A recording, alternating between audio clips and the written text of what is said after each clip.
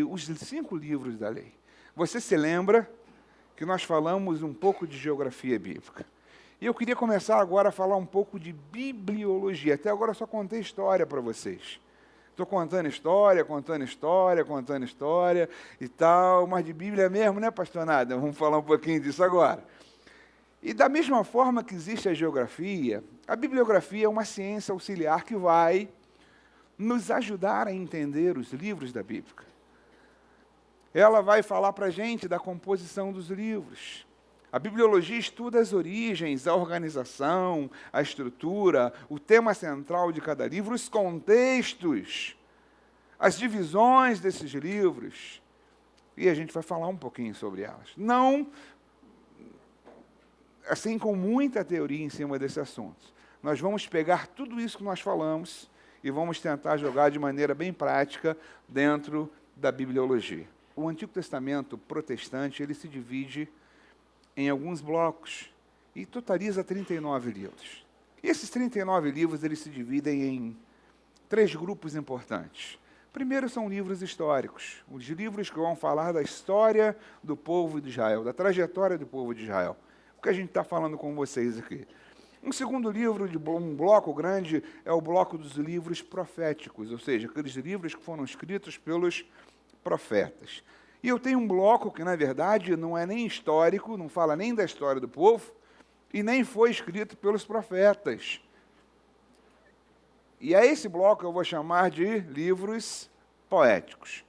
Na Bíblia do judeu, o judeu vai chamar de livros de sabedoria. São os livros de sabedoria. Livros históricos, eles se dividem aqui em 2 blocos, que são os livros da lei e 12 livros históricos. Pastor, eu já ouvi falar que os livros históricos são somente esses 12.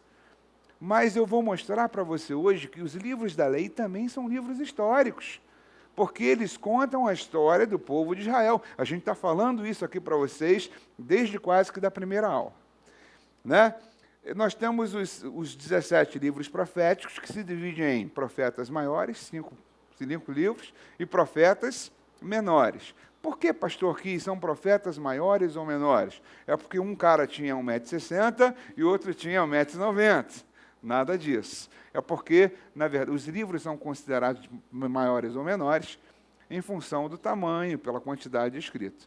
Você pega um profeta como Isaías, por exemplo, e você vai ver mais de 60 capítulos, e você tem livro na Bíblia que você só tem apenas um capítulo. Então, e você no meio aqui, fazendo esse meio de campo, tem os livros poéticos. Então, os livros da lei, ou seja, a parte mais importante da Bíblia para o povo judeu, são 5. Que são eles: Gênesis, Êxodo, Levíticos, Números e Deuteronômio. Aí eu começo com livros históricos. Isso a gente vai começar a ver na semana que vem. Josué, Juízes, Ruth, 1ª e 2ª Samuel, 1ª e 2ª Reis, 1ª e 2ª Crônicas, Esdras, Neemias e Esther. Os livros poéticos, Jó, Salmos, Provérbios, e daí a gente vai andando, né? Hoje nós vamos falar daquele primeiro grupo, 5 livros da lei. E é importante que você entenda de cara que esses livros são conhecidos como Pentateuco. Pastor, que nome esquisito. Esse é um nome grego, um nome que vem da Grécia, e ele quer dizer o seguinte, né? Penta quer dizer 5. Teuco quer dizer vaso, invólucro. Para alguns, você pode traduzir como rolo, né? 5 rolos. Vasos onde eram guardados os rolos com a palavra de Deus. Então, esse conjunto dos 5 primeiros livros da Bíblia, a saber, e agora eu quero a participação de vocês. Agora vocês falam, vamos lá, Gênesis,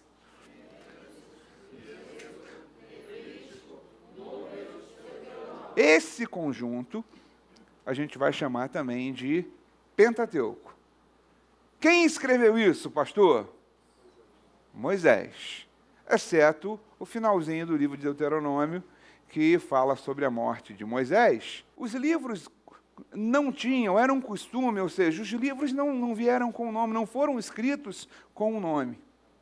Por que Jacó se chamava Jacó? Porque foi puxado pelo calcanhar.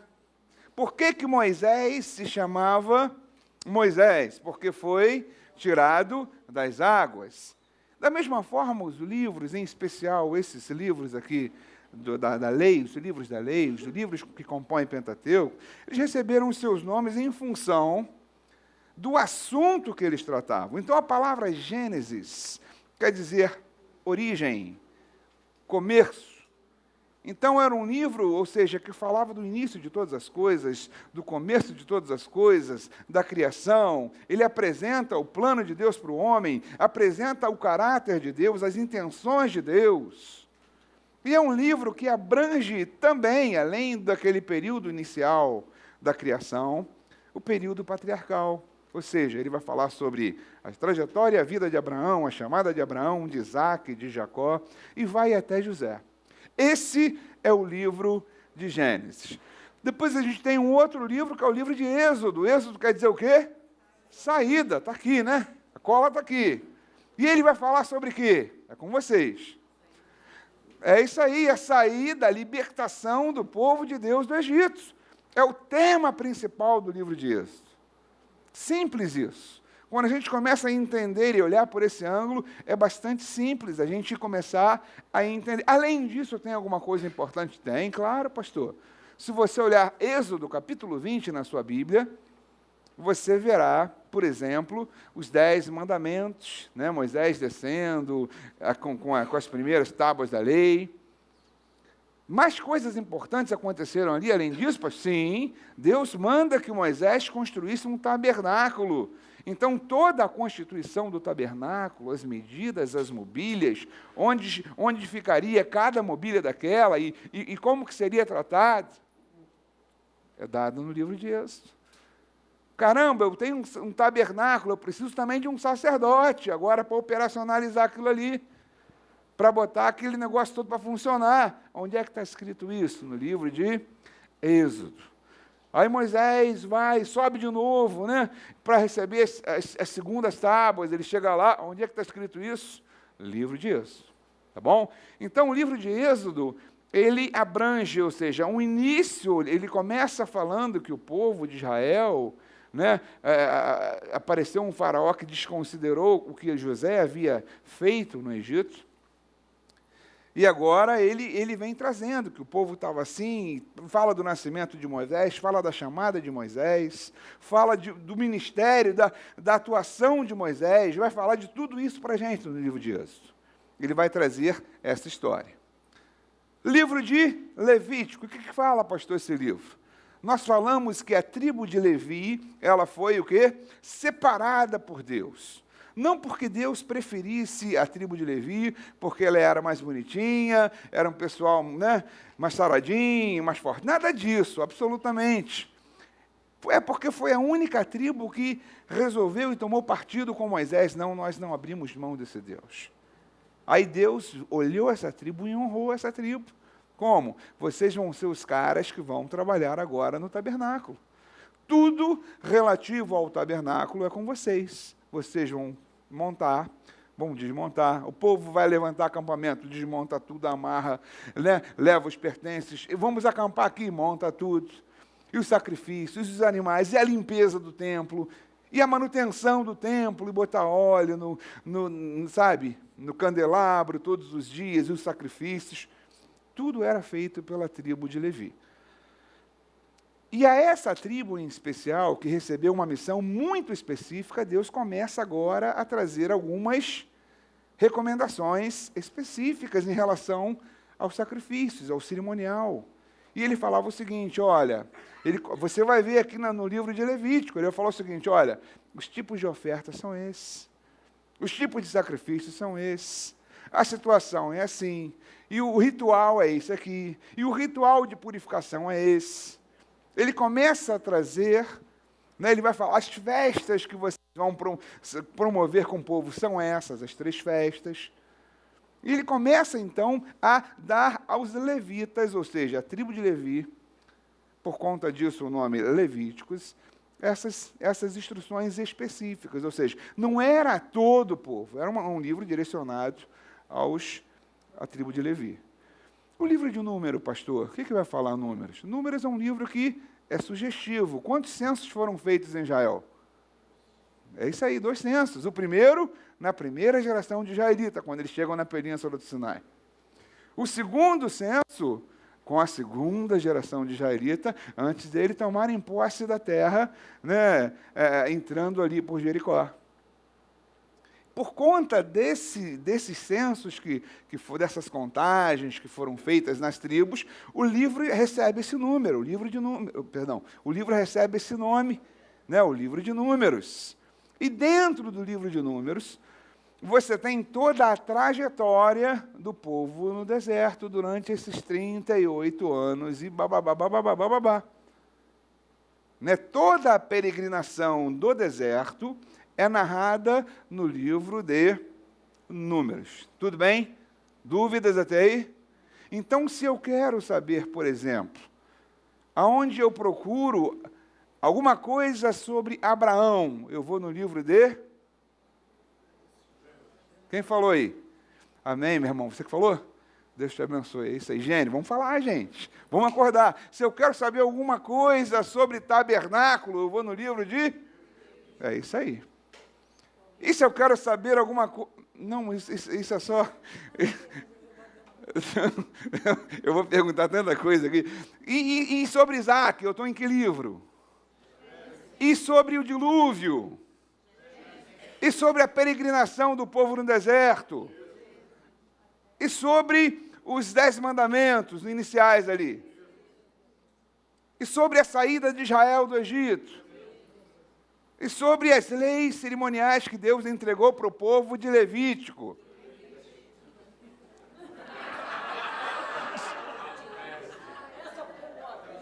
Essa, todo mundo acertou, né? E aí, olha só, Deus, ele chega, né, o povo está sendo preparado, aquela segunda geração que foi contada, ela está sendo preparada para tomar posse da terra. E Moisés, então, começa a contar a história. Ele vai falando, né? Ele vai contando a história, aconteceu assim, assim, assado e tal. E ele vai instruindo aquela geração através, né, de discursos. E ali, por isso que você encontra novamente a repetição dos 10 mandamentos ali. Pastor, é outra coisa? Não, é exatamente a mesma coisa, só que dita a outra geração de israelitas. E essa repetição da lei, né, se encontra no livro de Deuteronômio. Qual o livro que fala sobre a morte de Moisés? Não é isso aí? Qual o livro que fala sobre o nascimento de Moisés? Pode falar, gente, vamos lá. É isso aí, então. Josué, acredita-se que Josué é o autor, né, é quem escreve sobre a morte de Moisés. Afinal de contas, Moisés não podia psicografar, né? Senão ele ia fazer aquela... Ele não podia, não existia, né? Então ele não podia fazer isso. Ou ninguém podia fazer isso por ele. Mas é atribuída a Josué. Então é muito simples e muito fácil quando a gente consegue enxergar os livros dessa forma. Eu não preciso ficar decorando nada, mas eu preciso conhecer a história, e agora estou encaixando as histórias dentro do livro de uma forma muito natural, e pelo menos para mim é assim, não sei se para você, eu espero que esteja sendo, tá? Muito natural, muito simples, e é assim que a gente precisa olhar o Antigo Testamento, tá bom? Então, o autor do Pentateuco, quais os livros?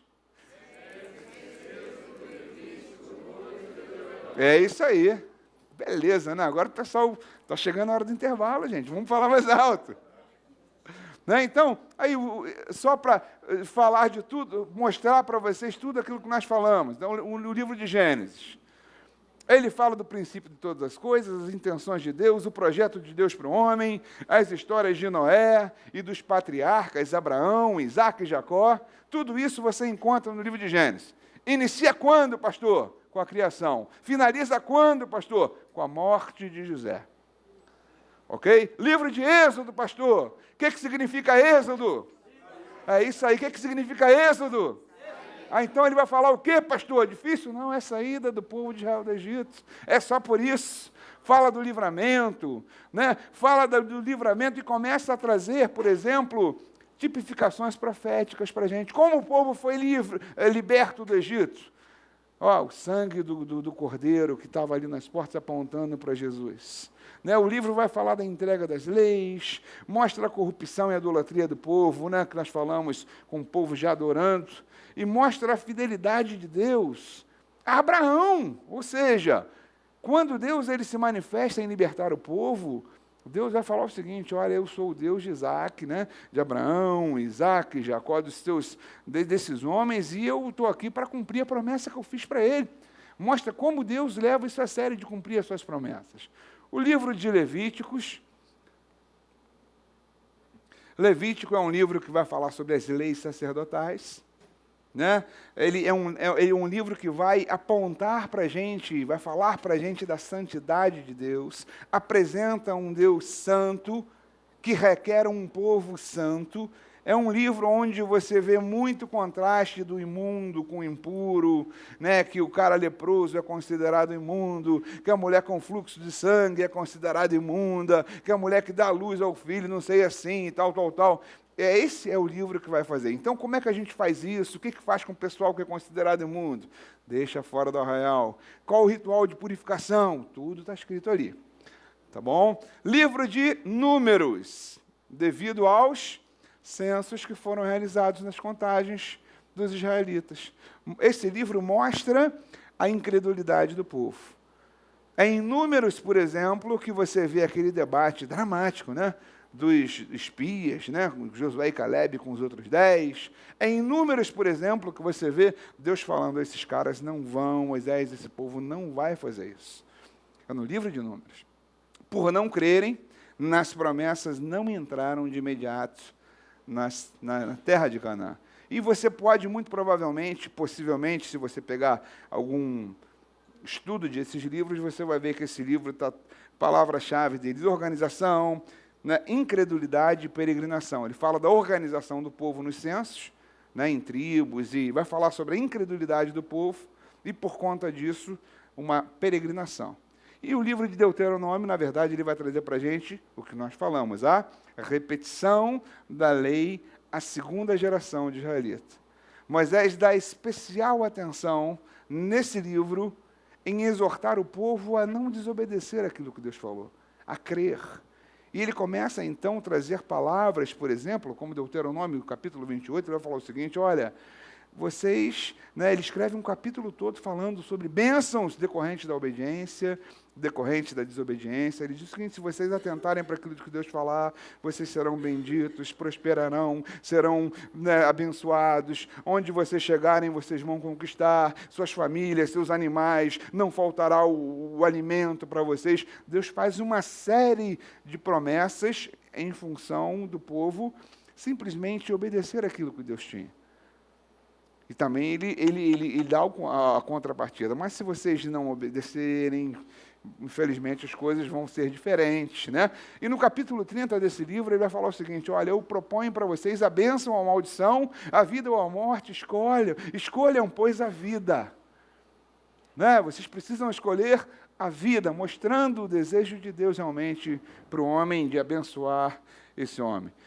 Moisés termina incentivando o povo e afirmando que Deus cuidaria e o que os levaria em vitória para a terra de Canaã.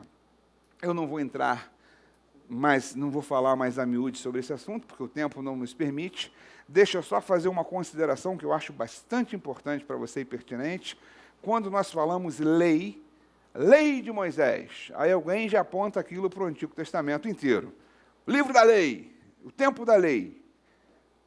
Na verdade, lei de Moisés são os 5 primeiros livros. É o que o judeu considera como a Torá. Tá bom? Segunda coisa, pastor, a lei de Moisés é uma lei que se aplica a nós? Sim, obviamente. Por que era chamada lei de Moisés? Porque ali não era só um código religioso, não. Nós não temos o Código Penal, nós não temos leis no nosso país. Moisés recebe, na verdade, uma constituição divina. Eram leis civis, morais, religiosas, sanitárias, de higiene, olha só o manual. O que caiu foi aquilo que é de religiosidade, ou seja, o cerimonial religioso, a forma de justificação, nada disso se aplica a nós. Mas, por exemplo, se eu pego os 10 mandamentos, pastor, aquilo é lei, não serve para mim. Quer dizer que você não vai amar somente o Senhor teu Deus? Isso serve para a gente? Então, não matarás, serve para a gente? Honrar pai e mãe, serve para a gente? Não adulterarás, serve para a gente? Isso aí também em demodê hoje, né? O pessoal não está levando muito a sério isso aí, não. Mas muita coisa, muitos princípios continuam válidos para a gente até hoje. Né? E muita coisa da Constituição Romana, olha aí, muita coisa da Constituição Romana que acabou chegando a nós, ou seja, chegou lá na Inglaterra e depois chegou a nós. Advém de quê? Da lei de Moisés. Esse princípio de que eu não posso roubar, que eu não posso matar, que eu não posso fazer isso, estava escrito lá na lei. E, na verdade, hoje, para nós, são princípios válidos que a gente tem hoje no nosso Código Criminal, a gente tem o nosso Código Civil, e para aquele povo não existia nada disso. Existia uma lei que tratava sobre os diversos assuntos. Então, eu quero deixar isso para você, para quando você ouvir alguém falando de lei, lei é uma coisa muito mais ampla do que simplesmente uma forma de justificação. Nós falamos muito sobre isso e vimos que isso não se aplica a nós, mas muitos princípios ainda continuam válidos, tá bom? Semana que vem a gente continua então com Josué. Deus abençoe.